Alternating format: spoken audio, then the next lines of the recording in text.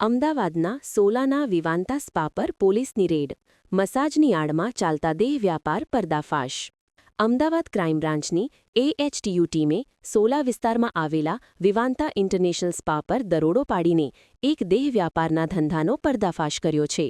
બાતમીના આધારે સ્પાના મેનેજર અને માલિકો આર્થિક ફાયદા માટે મસાજ પાર્લરની આડમાં ગેરકાયદેસર દેહ વ્યાપારનો ધંધો કરાવતા હોવાનું સામે આવ્યું છે. પોલીસે મેનેજર સહિત 3 માલિકો વિરુદ્ધ ગુનો નોંધી કાર્યવાહી હાથ ધરી છે.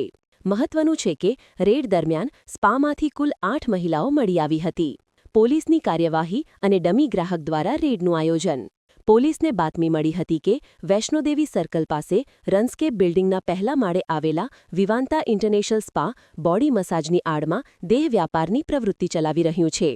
આ બાતમીના આધારે AHTU દ્વારા રેડ કરવામાં આવી હતી. પોલીસ દ્વારા ડમી ગ્રાહક તૈયાર કરવામાં આવ્યો હતો, જેને શારીરિક સંબંધ માટે સ્ત્રીની માંગણી કરવા અને ભાવતાલ નક્કી થયા બાદ ફોનથી જાણ કરવા સૂચના અપાઈ હતી. તેને ₹2500 આપીને સ્પા સેન્ટર પર મોકલાયો હતો. આ પછી થોડીવારમાં ડમી ગ્રાહકનો મેસેજ મળતા જ પોલીસ ત્રાટકી હતી. પોલીસની રેડ દરમિયાન રિસેપ્શન પર હાજર વ્યક્તિએ પોતાનું નામ તરુણકુમાર અને પોતાની ઓળખ સ્પાના મેનેજર તરીકે આપી.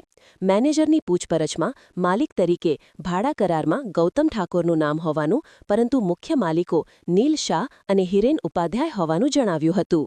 રેડ દરમિયાન એક રૂમમાંથી ડમી ગ્રાહક અને તેની સાથે શારીરિક સંબંધ બાંધવા માટે આપવામાં આવેલી એક મહિલા મળી આવી હતી.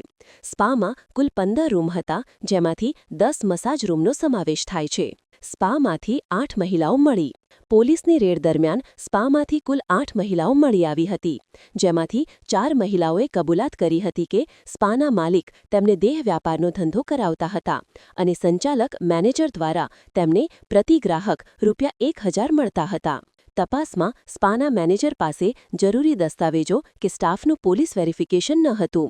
આમ, ગેરકાયદેસર દેહ વ્યાપારનો ધંધો ચલાવવા બદલ સ્પાના હાજર મેનેજર તરુણકુમાર અને માલિકો ગૌતમ ઠાકોર, નીલ શાહ અને હિરેન ઉપાધ્યાય વિરુદ્ધ ગુનો દાખલ કરવામાં આવ્યો છે.